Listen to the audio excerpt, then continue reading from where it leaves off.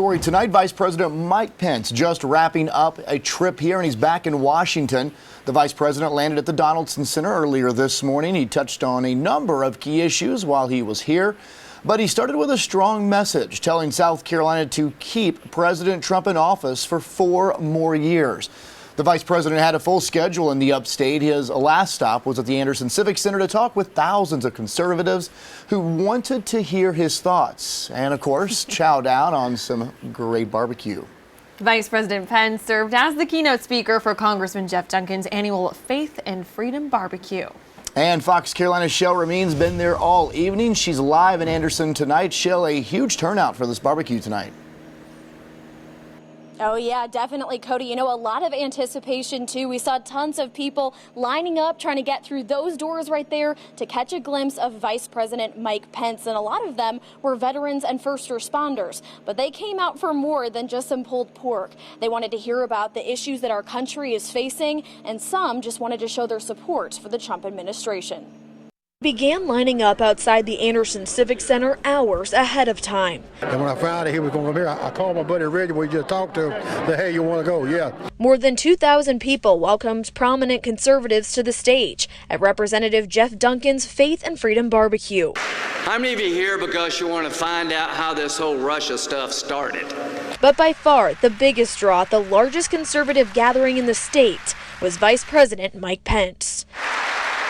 I love barbecue, and I love conservatives, but I got to tell you, I'm here for one reason and one reason only, and that is that South Carolina and America need 4 more years of President Donald Trump in the White House. The VP sang President Trump's praises, claiming the administration has made promises and delivered. President Donald Trump signed the largest increase in our national defense since the days of Ronald Reagan.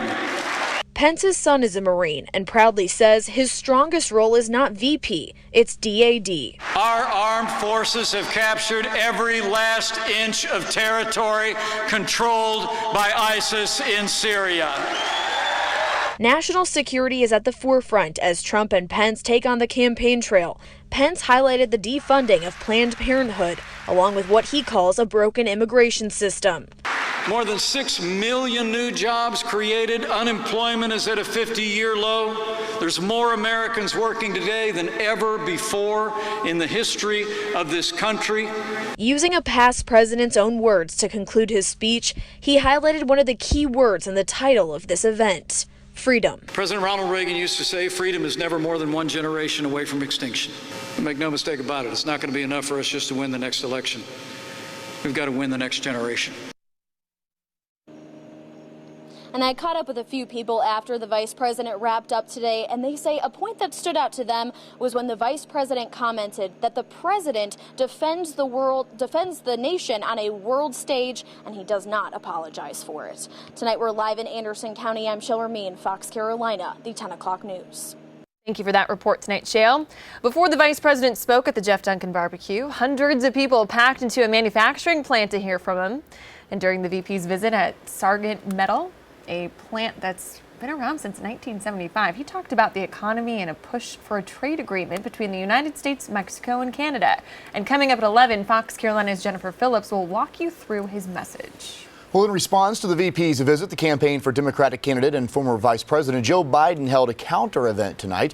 All of the 2020 Democratic campaigns were invited to the event, which was also in Anderson. Organizers say they wanted an opportunity to create unity and send a message to President Trump's administration. Now, while Joe Biden wasn't at the counter protest, he will be in the Upstate later this week.